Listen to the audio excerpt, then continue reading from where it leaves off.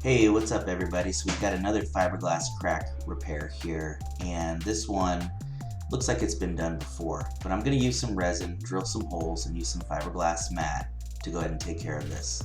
First I'm going to go ahead and drill some holes at the end of the crack. I drill it just to kind of stop the crack from continuing, and I'll go ahead and clean that up, and then I'll sand it down. I stood on this area and it's not dipping too much, and it seems pretty solid, so the holes are just going to stop the crack from continuing. Not going to put foam underneath this one because I've stood on it and it's not too bad. There's a very little bit of flex. So I'm going to go ahead and sand it all down using about 120 on my orbital sander, just to kind of get all the loose areas knocked off and then smoothing it out a bit.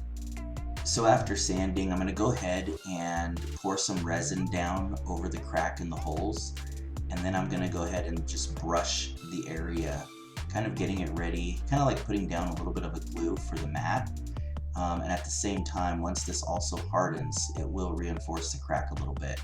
But it's really getting it down a little bit thicker in the center and feathered out towards the ends. And then I'm going to go ahead and get ready to put the mat. The mat, you can see, I kind of cut it to size, but then I pull around the edges so they're frayed. It's much easier than having a straight cut edge. There's no ridge that I have to sand down too much.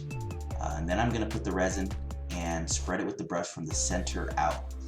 If you've seen my other videos, you always notice I actually will go from the center out. So I'll pour a thicker area down the middle once I've got the mat kind of stuck down, and then I'll start spreading from the center out, and I'll keep the center a little bit thicker and feather it around the edges, because it's so important that when the resin dries that the edges are feathered out, because it's much easier to sand and you're not going to be able to see where the patch starts or ends.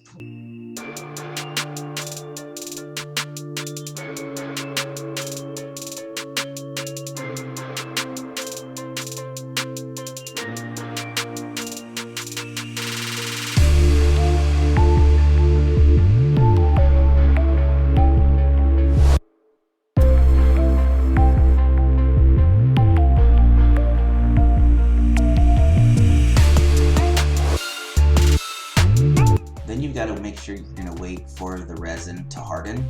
It could take about 45 minutes to an hour depending on how it's mixed. Remember, I always mix 10 drops per ounce, but I'll go 10 drops mix, 10 drops mix, and I'll do about 4 ounces. So about 40 drops mixed in. Once it's hardened, then I will go ahead and start sanding. Once again with about 120 grit sandpaper on my orbital. And here I'm knocking down anything that's any of the mat that's hardened, that's raised, just kind of bringing it down to more of an even level, because the resin's not self-leveling. So I'll go ahead and sand it down, feather around the edges, get it ready for the smoothing putty. On this one, I'm not going to be using the Bondo glass because the crack wasn't as weak. I'm going to get ready to smoothen it out with this high bond, high performance Bondo. Here you have the Bondo mixed with the hardener. I'm going to mix it in a little bit circular, and then I'm going to fold it over. As you guys have learned from my other ones, I do like folding it over. It actually allows the material to work so much better. It's applied so much smoother. So I fold it over until the color is completely changed, in this case blue because of the hardener, and I'll go ahead and smoothen out the area.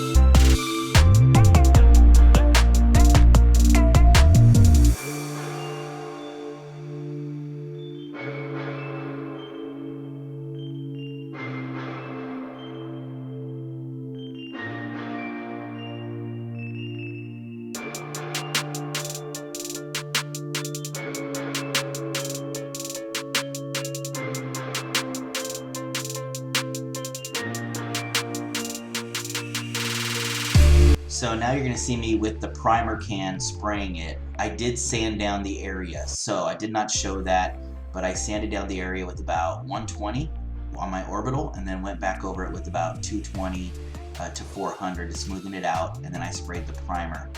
And then here you can see the top coat. I actually refinished the entire unit on this tub, but I'm just focusing on the crack repair here. So here's the before and after.